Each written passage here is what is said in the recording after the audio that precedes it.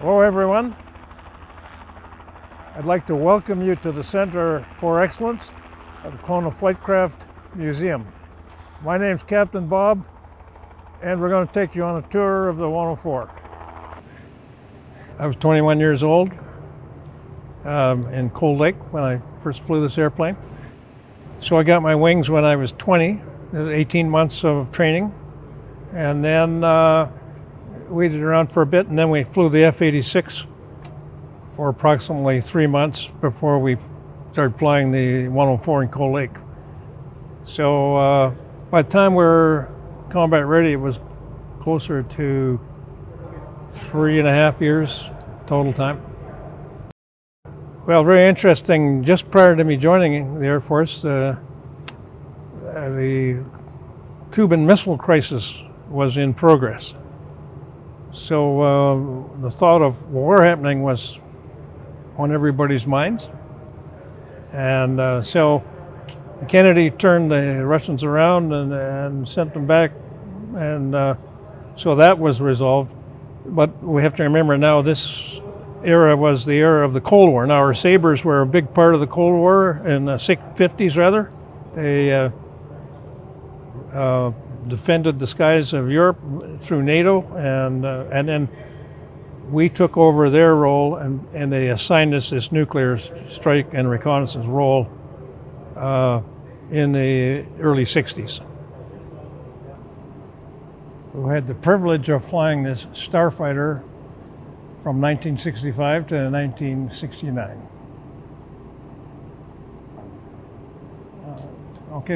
These are tip tanks.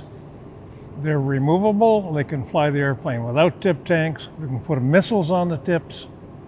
We can configure the airplane many different ways because we have 5 attachment points, 2 center wing pylon positions, and a center line store. So between those 5 positions, we can carry a variety of weapons. And so depending on your role, you may be configured differently.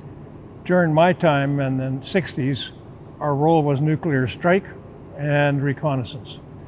So we didn't have the other armament that they did after, but and they also later on had a Gatling gun reinstalled, which we didn't have because of our role. We weren't to go air fighting, we were there to drop a bomb or take pictures of the results of the bomb. Okay, this is the wing of the Starfighter. The wingspan is only 22 feet. So there's very little wing, and the reason for that is speed. When you have less drag, you can acquire higher speeds. So a very small wing was the design of the aircraft. And you need a long body when you have a big engine, big long engine in there to provide that speed. And and the leading edge is very sharp. There's been many ground crew and pilots have nicked their foreheads on it, and so you had to be very careful doing your walk around, etc. So one of the big things about this airplane, and it was one of the first in the world to do it, was the capability of going Mach 2 plus. And the intake is designed in such a way to make the air go subsonic once it enters the engine compartment. So in that way, the engine functions normally. Otherwise, you have issues with supersonic airflow in the intake. One of the main things about the engine is it has variable stator vanes and has variable stator and inlet guide vanes, which allows you a much larger speed range from 0 on the ground to 1,550 miles an hour is quite a speed range. So we have to vary the angle of the inlet guide vanes and the stator vanes, so that prevents engine stall. So this allowed us to go Mach 2. The engine intake and design of the engine allowed us to go Mach 2. And so very early in our training, we took one of these Starfighters, a single-seater, not this particular model. They took the tip tanks off, and we climbed to 40,000 feet in about 1 minute and 30 seconds. And then we leveled off and accelerated to Mach 2. It took a while, maybe 3-4 minutes. And as we accelerated, as we got close to Mach 2, there was two things that would keep us from going faster. One was a compressor inlet temperature, which made for a slow light to come on in the cockpit. We'd see slow, slow, slow, or Mach 2. Our limit was Mach 2. Now test pilots went to Mach 2.35. That's what test pilots do. So this landing gear was virtually indestructible. You could do very hard landings, which I hate to admit it, I did a few, but you could land with no flare, bang, just like I would on a carrier, but we didn't land on a carrier, of course. But the gear was very sound, and it would flex open if you hit hard. One of the things that in the early days is the Russians were very interested in this landing gear because they wanted to maybe copy it to see if they could do the same thing. They were at the air shows and so on, they'd be off taking pictures. So I get a lot of questions about what this thing is sticking out front. Well, in fact, it's the pitot tube. And the reason it's out front in any supersonic airplane, the pitot tube is way out front because there's a shock wave. Once you're supersonic, there's a shock wave develops right off the tip. So the only place there's undisturbed as air is right on the very tip. And behind that, the air is now unreadable because the shock waves coming off the nose. So subsonic airplanes like over there, they got a pitot tube that hangs down from the wing and points forward. You can't do that in a 104 because the air is not readable once you're supersonic. So this is the J79 engine that powers the Starfighter over there. And it was first built in the US by General Electric. We built our own in Canada with Orinda. This is the Orinda built under license engine. 15,800 pounds of thrust in the afterburner, 10,000 without afterburner. A very interesting engine because it was designed to go through a huge speed range. I think I mentioned that before. And so it had variable inlet guide vanes and variable stator vanes to accomplish that. Here we have the inlet guide vanes at the very first stage prior to compression. So they vary according to speed, also to prevent stall. And then behind those are the compressor blades, and behind that is stator vanes. The stator vanes don't spin. They, like the variable inlet guide vanes here, they also move according to throttle setting and speed. So it's all computer calculated to given the speed and the altitude and so on. All those inputs go to the computer, and then they calculate where the stator and inlet guide vanes should be. So it was a well-renowned engine for supersonic flight. Okay, here is the Starfighter ejection seat, the C2 seat it's called. Prior to this C2 seat, however, the 104 required a downward ejection seat.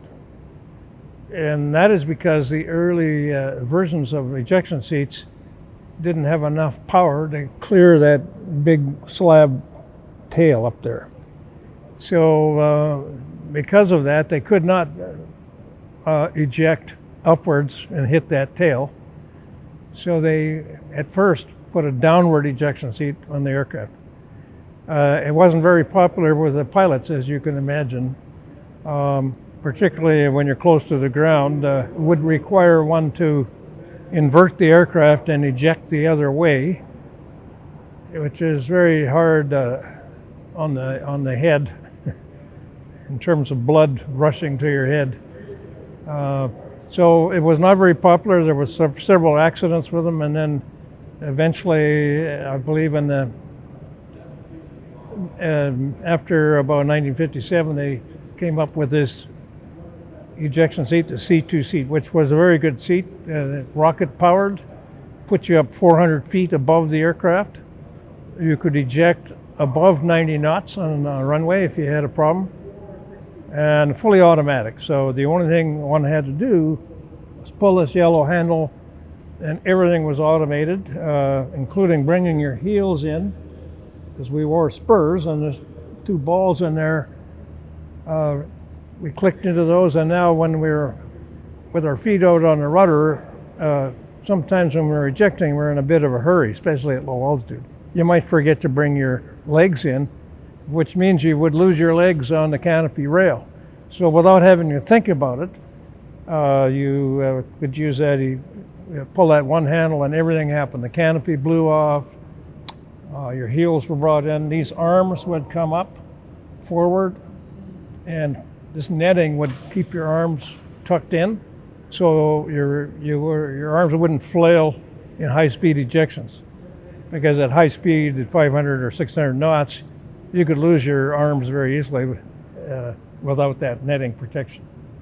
And then up you go, 400 feet. Then the netting would kick you out of the seat.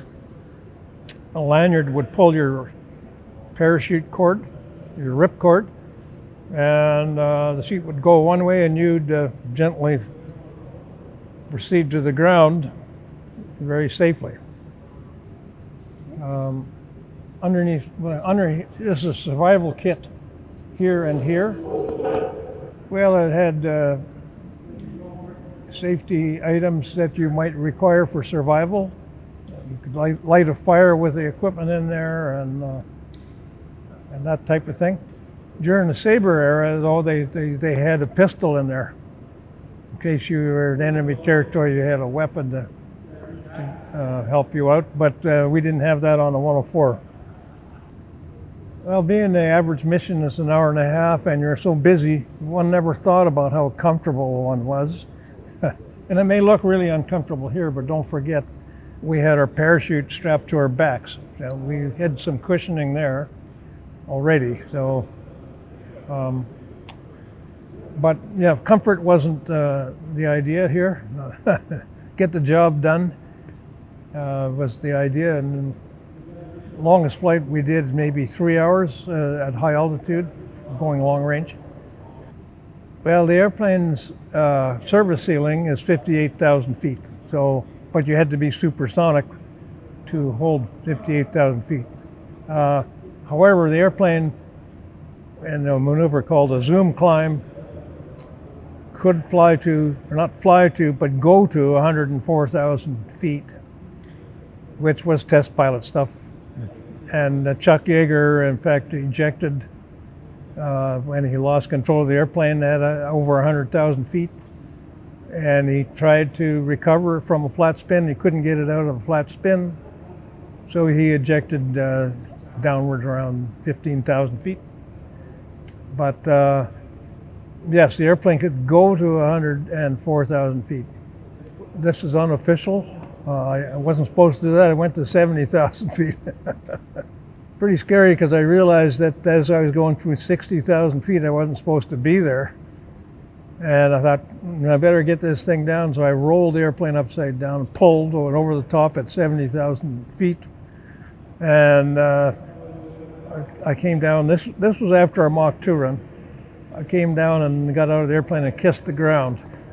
The sky was considerably darker, but by that time I was not paying much attention to the color of the sky.